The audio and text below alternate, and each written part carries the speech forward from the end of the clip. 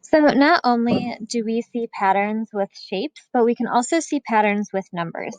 And when we're looking at patterns with numbers, we need to figure out what the rule is before we can find missing numbers or before we can find what the next number in a pattern would be. So we're going to start with something super easy. So here are my numbers 2, 3, 4, 5, 6. When we're looking at patterns with numbers, we want to ask ourselves, how did I get from this number to the next number? So from 2 to 3, I can say I added 1. From 3 to 4, I can say I added 1. 4 to 5, I added 1. So since multiple times in a row I'm doing the exact same thing, we can say that the rule for this pattern would be to add 1. Okay, now we're going to look at this example. So my first thing is always to start at the beginning and draw an arrow to the next number, and then ask myself, how do I get from this number to the next number? I know that 3 plus another 4 is going to give me 7. We need to see if this pattern is going to continue. So I'm going to start at 7. I'm going to go to 10. That would also be plus 4.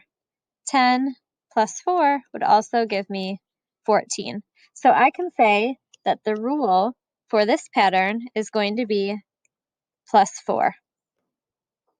Okay, we're going to do the same thing in this example. So we're going to ask ourselves, how do I get from this number to this number? I know I can do 1 plus 1 and get 2. Now, how do I get from 2 to 4? 2 plus 2 is 4. Now, this is something different we haven't seen before. This time, our rule does not look the same. We have plus 1, plus 2, so let's see how we get our next one. 4 plus 3 gives us 7. Now I'm starting to see a little bit of a pattern. 7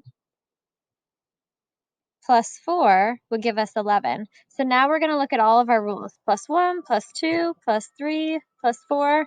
So we're counting up by 1 every time in our rule. 1, 2, 3, 4. So we know that our next rule is going to be plus 5. So if I do 11 plus 5, that would give me 16. So I know that 16 would be the next number in my rule. So for this one, you are always going to add one more to the rule. So it's not always going to be exactly the same rule. You need to start at the beginning, figure out how to get to the next one, figure out how to get to the next one, and then figure out what the pattern is with your rule. Now here's a tricky one. In this one, our numbers go from small to very large really quickly. So if I think in my head, I know that multiplication is a way that we can get from one small number to one really big number. So if I was just thinking about my adding, 3 to 15 would be plus 12. 15 to 75, I can subtract and find out that is plus 60. I'm not really seeing a pattern here, especially because they're only giving me 3 numbers to choose from. So if you think that you can't figure out a pattern with just adding, then you're going to want to try multiplication. So now I'm going to ask myself, how do I get from 3 to 15 by multiplying? And that would be times 5. Now I need to check my work and see if the pattern will work for 15 to 75. So I can do 15 times 5. 5 times 5 is 25. Carry my 2. 5 times 1 is 5.